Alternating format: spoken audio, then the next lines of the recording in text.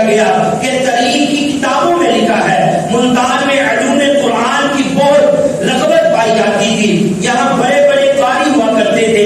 ملتان کے بازاروں میں عورتیں نظر نہیں آتی تھی. لوگ شراب اور بدکاری وغیرہ کا نام تک نہیں لیتے تھے اور تجارت کا انداز بدل گیا تھا. خرید و فروخت کا بدل گیا تھا. جھوٹ بولنا، ناپ تول میں کمی کرنا، ہیرا پھیری کرنا، دھوکہ نہیں دینا، یہ سب گناہ چھوڑ دیے گئے تھے. سبحان اللہ. یہ پہلے کے مسلمانوں کا اخلاق اور کردار تھا. وہ باکردار تھے اور بااخلاق لوگ تھے جس کی سرزمین پر قدم رکھتے ہی اس کی قسمت کو سنوار دیا کرتے تھے. وہاں سے گناہ مٹ جایا کرتے تھے. معاشرے سے برائیاں ختم ہو جایا کرتی تھی اور گھر گھر میں نیکیوں کا چشم و چراغ جلا دیا جاتا تھا. یہ مسلمانوں کی تاریخ تھی، یہ مسلمانوں کا انداز تھا. لیکن آج کے دور میں اگر دیکھا جائے تو ہمارے حالات کیا ہیں؟ ہم آپس میں کیا کر رہے ہیں؟ ہم دین کے اوپر کتنا عمل کرتے ہیں؟ ہمارا آپسی رویہ کیا ہے؟ لین دین میں کس قدر ہم سچے اور ستھرے ہیں؟ نماز پڑھنے میں ہم سچے اور ستھرے کتنے ہیں؟ تو پھر وہ شعر یاد آتا ہے کہ کون کی جانا میں کون. یہ انداز ہمارا یہ ہو چکا ہے کہ آج ہمیں ہمارا پتہ ہی نہیں ہے کہ ہم ہیں کیا، ہم کہاں سے چلے تھے، کہاں تک آئے تھے، ہمارا رشتہ کیا ہے. حضور نبی رحمت صلی اللہ علیہ وسلم عرب کے تھے. ابو جہل بھی عرب کا تھا، رشتے میں چاچا بھی تھا، ابو لہب بھی تھا، اور بھی کفار تھے.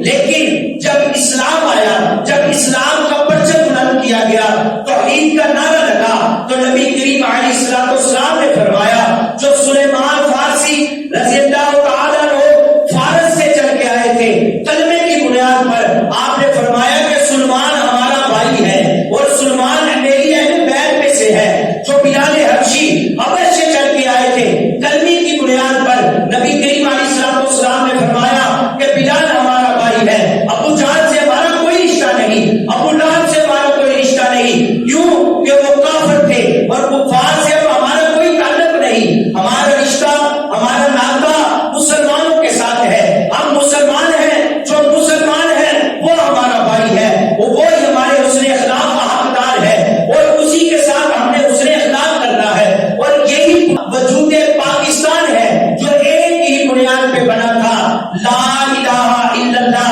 اور اس وقت کا نعرہ بھی تھا پاکستان کا مطلب کیا، اور مسلمان کہا کرتے تھے کہ لا الہ الا اللہ. پاکستان کا مطلب کیا؟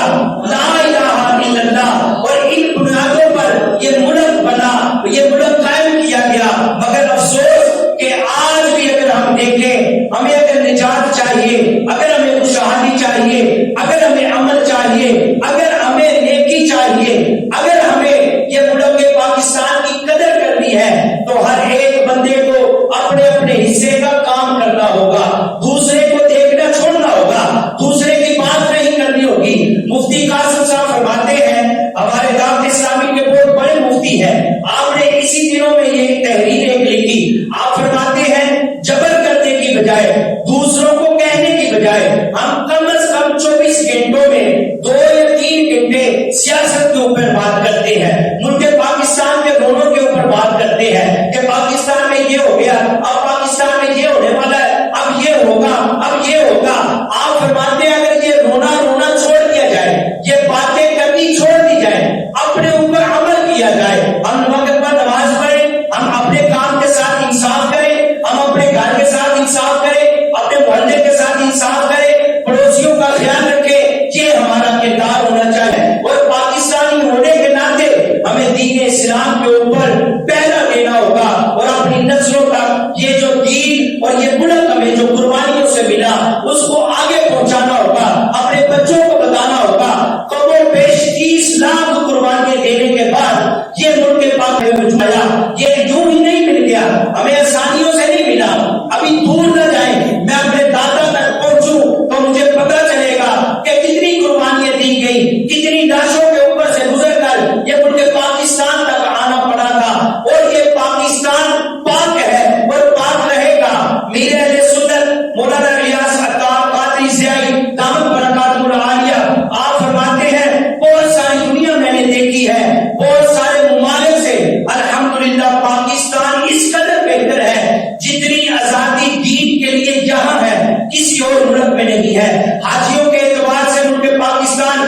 سے اول درجے میں آتا ہے. اگر قربانیوں کے اعتبار سے کیا جائے تو پاکستان سب سے اول درجے میں آتا ہے. اگر حفاظ کرام کے حساب سے دیکھا جائے تو پاکستان اول درجے میں آتا ہے. اگر موسموں کے حساب سے دیکھا جائے تو پاکستان اول درجے میں آتا ہے.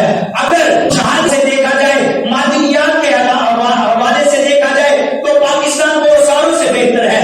اللہ تبارک و تعالی نے ہر چیز دی ہے, اور ہر چیز ہوتے ہوئے ہم بھوکے ہیں, ہم لڑے ہوئے ہیں, ہم بکھرے ہوئے ہیں, ہم بکھرے ہوئے ہیں, ہم آپس میں سلوک میں نہیں ہیں. اس کی ایک ہی وجہ ہے, اسلام سے دوری ہے. اسلام سے دوری ہے. اسلام کی دوری کی وجہ سے ہم بہت دور ہیں. اللہ تبارک و تعالی ہمیں علم دین حاصل کرنے کی توفیق عطا فرمائے, اس پر عمل پیرا ہونے کی توفیق عطا فرمائے. سائنوں ایک بات یاد رکھیے گا کہ ہر فرد ہے قوم اور ملت کے مقدر کا ستارہ.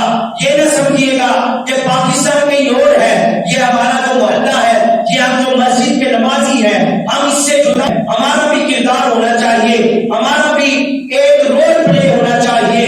کیونکہ اقوام جو بنتی ہے ایک ایک فرد کے ساتھ مل کے بنتی ہے. افراد کے ہاتھوں میں ہے اقوام کی تقدیر, افراد کے ہاتھوں میں ہے, ہم جتنے بھی ہیں افراد کے ہاتھوں میں ہے اقوام کی تقدیر. ہر فرد ہے ملت کے مقدر کا ستارہ.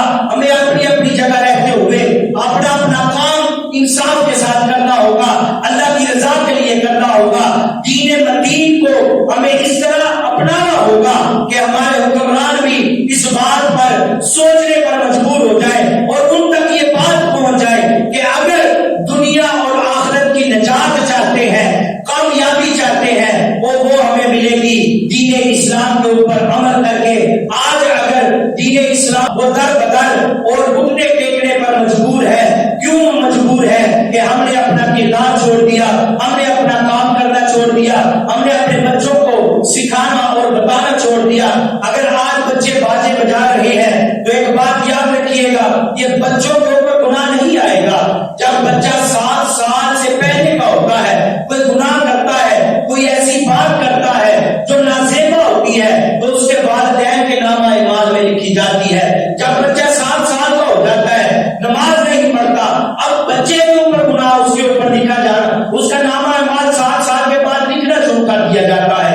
فرشتوں کی ڈیوٹی لگ جاتی ہے. یہ بچوں کا قصور نہیں ہے, یہ بیچنے والوں کا قصور ہے, یہ خریدنے والوں کا قصور ہے. بچہ تو دیکھے گا, ضد کرے گا.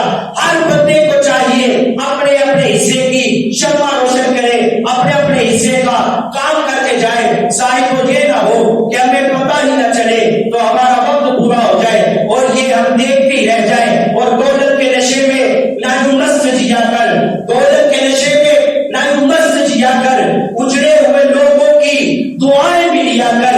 یہ ہر وقت کا حسنا تجھے برباد نہ کر دے. کبھی عشق مصطفیٰ میں رو بھی لیا کر.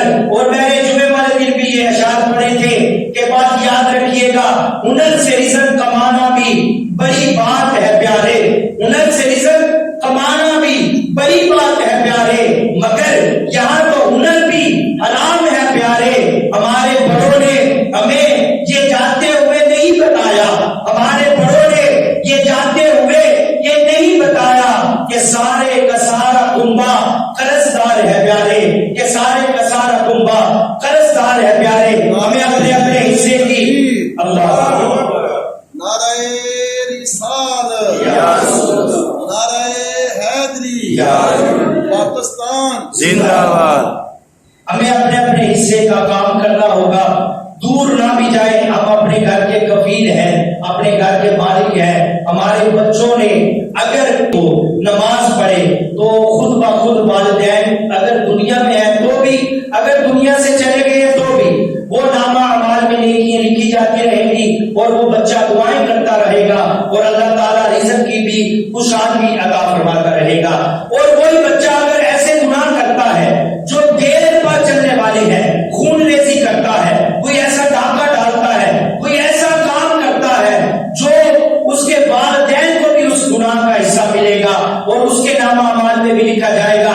ایک بات یاد رکھیے گا, ہم اس کے رزق کے ذمہ دار نہیں ہیں, اس کا اور میرے رزق کا ذمہ دار اللہ ہے. ہم اپنے بچوں کی تربیت کے ذمہ دار ہیں, وہ ہم نے کر کے جانی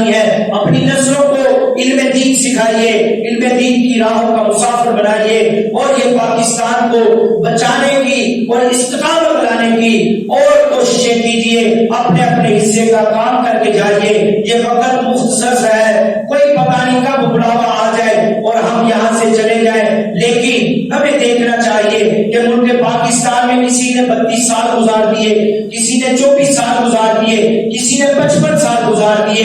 کیا کیا ہے ملک پاکستان کے لیے؟ جو درخت لگے تھے وہ بھی کاٹ دیے ہیں، نیا تو لگانا دور کی بات ہے، اور ہم نے ایک اینٹ بھی اگر اپنے بچوں کے لیے لگائی ہے یا چھوڑی ہے تو ہم اپنے بچوں کو ضرور بتا کے جائیں کہ بیٹا یہ ہم نے کام کیا ہے، یہ ہم نے فلاں کا کام کیا ہے، تم بھی اس کے اوپر عمل پیرا ہونا، تم بھی کرنا۔ اگر کچھ نہیں کیا تو ہمیں سوچنا چاہیے کہ ہم نے 50-55 سال اگر گزار دیے تو کچھ بھی نہیں کیا، کب کریں گے؟ ہم دوسروں کو کہتے رہے، حکمرانوں کو کہتے رہے، اپنی طرف دیکھا نہیں کہ ہم کس جگہ پر کھڑے ہیں۔ اللہ تبارک و تعالی ہمیں عمل کرنے کی، علم دین حاصل کرنے کی، اس کے اوپر عمل پیدا ہونے کی توفیق عطا فرمائے، اور ملک پاکستان جیسی نعمت کا شکر بجا لاتے ہوئے دین کو اپنانے کی توفیق عطا فرمائے، جو کچھ کہا اس کے اوپر عمل کرنے کی توفیق عطا فرمائے۔ وما علینا الا البلاغ المبین۔ ایک بار سورہ فاتحہ